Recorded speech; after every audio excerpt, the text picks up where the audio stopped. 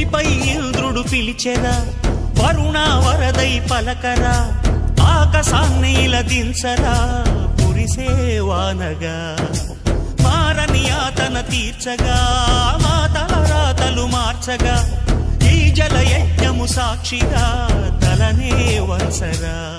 మహారాజు తానే సమిధల్లె మారి నిలువెల్లా వెలిగెరా, భోగాన్ని విడిచి త్యాగాన్ని వలచి తాపసిగా నిలిచెరా. జనక్షేమమే తన సంకల్పముగా, తన ఊపిరి హోమజ్వాలలుగా, స్వర్గాన్నే శాసించెనురా, అమృతమును ఆహ్వానించెనురా.